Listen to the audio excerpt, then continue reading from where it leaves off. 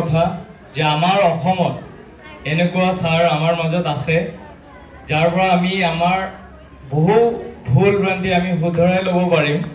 মই ছাৰক পাৰ্চনেলি পিছত লগ পাম আশা ৰাখিলোঁ। লগতে মই সৰু কথা এটা ক'ব বিচাৰিছোঁ সকলোকে।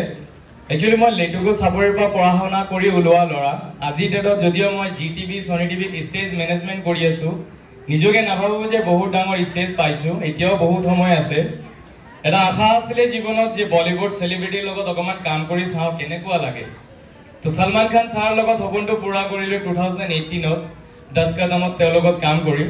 লগতে মই মহেশ ভট্ট ছাৰৰ মুভি 1920 যিটো আপকামিং এতিয়া ৰিলিজ হৈছে 3rd পাৰ্ট।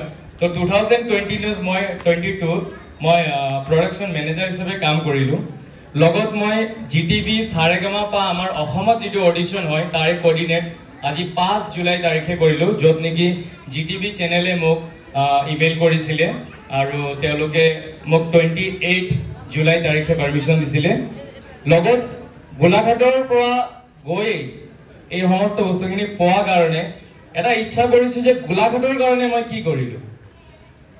তাৰ কাৰণে আমি কিছু প্লানিং কৰিলোঁ আজি 2 মাহ আগত, আৰু 1 মাহ আগত আমাৰ গোলাঘাটৰ নতুন SP ছাৰ আৰু আমাৰ ডেপুটি কমিশনাৰ ছাৰৰ লগত অকণমান এডভাইচ ল'লোঁ। তেওঁলোকৰ ৰায় পৰামৰ্শ লৈ আমি এখন প্ৰগ্ৰেম প্লান কৰিলোঁ 29 আৰু 30 জুলাই কলাক্ষেত্ৰ। সকলো চিনি পায়নে কলাক্ষেত্ৰ?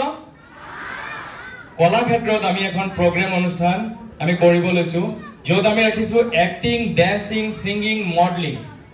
একচুৱেলি ক'ব গ'লে ছাৰো ভালকৈ গম পাব যে আমাৰ লাইফত এডুকেশ্যন যেনেকুৱা দৰকাৰ তেনেকুৱা আমাৰ লাইফত এণ্টাৰটেইনমেণ্ট